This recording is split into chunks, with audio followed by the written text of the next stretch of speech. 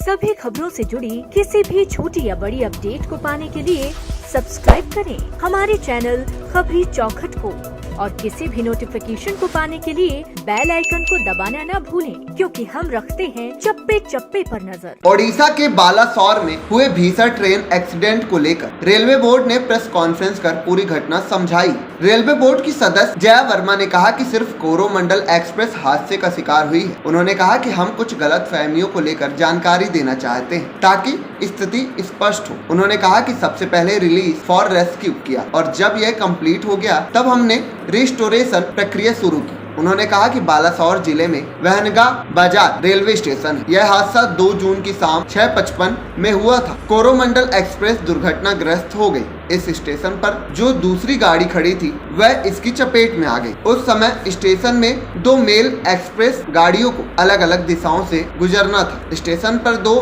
Main line है जहां train बिना रुके जाती और बगल में जो 2 लाइन है उन्हें लूप लाइन कहा जाता है, जहां हम गाड़ी को रोकते हैं। रेलवे बोर्ड के मुताबिक लूप लाइन पर 2 गाड़ी खड़ी थी। गाड़ियों को वहां रोका गया था ताकि बाकी लाइन पर ना रुकने वाली गाड़ी गुजर सके। चेन्नई की तरफ से यशवंतपुर एक्सप्रेस बेंगलुरु से आ रही थी और उसकी आवाज आ रही थी। यह गाड़ी कोरोमंडल से कुछ सेकंड पहले आ रही थी। हावड़ा की दिशा से शालीमार रेलवे स्टेशन से कोरोमंडल एक्सप्रेस चेन्नई जाने के लिए आ रही थी, जिसके लिए सिग्नल ग्रीन थी और सब कुछ सेट था। ओवर स्पीडिंग की कोई बात नहीं थी और पायलट को सिग्नल ग्रीन दिख रहा था, इसलिए उसे सीधा जाना था। ग्रीन सिग्नल के मुताबिक ड्राइवर को अपनी तय स्पीड के अनुसार बिना रुके आगे जाना था, इसलिए वह 128 किलोमीटर प्रति घंटे की रफ्तार से जा रहा था। यशवंत एक्सप्रेस भी 126 किलोमीटर प्रति घंटे की रफ्तार से आ रही थी। ओवर स्पीडिंग की कोई बात नहीं थी। पायलट को सिग्नल ग्रीन दिख रहा था, इसलिए उसे सीधा जाना था। रेलवे बोर्ड की सदस्य ने कहा कि रेल मंत्री पिछले 36 घंटे से मौके पर है और सभी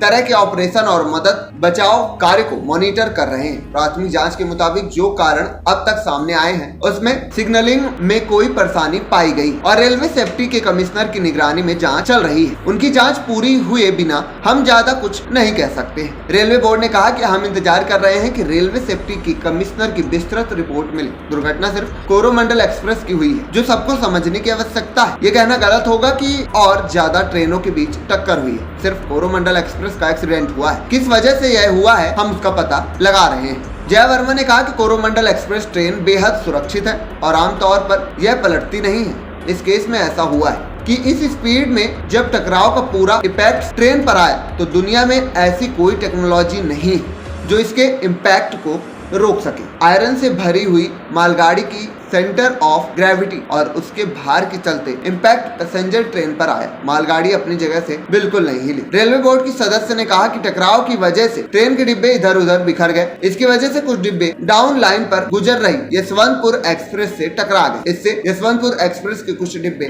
डिरेल होकर दूसरी तरफ चले गए। उन्होंने कहा कि स्पॉन्टेनियस रिएक्शन के चलते ही दूसरी ट्रेन में भी कुछ लोगों को गंभीर चोट आई। एक और मालगाड़ी खड़ी थी, इस पर भी उन बिखरे हुए डिब्बों का थोड़ा सा प्रभाव हुआ। इस तरह की घटना में रेलवे का एक प्रोटोकॉल जिसके तहत रेलवे मास्टर ने तुरंत सूचना दी और तुरंत मेडिकल रिलीफ ट्रेन 2 जगहों से तुरंत चल पड़ी। खबरी चौखट की रिपोर्ट।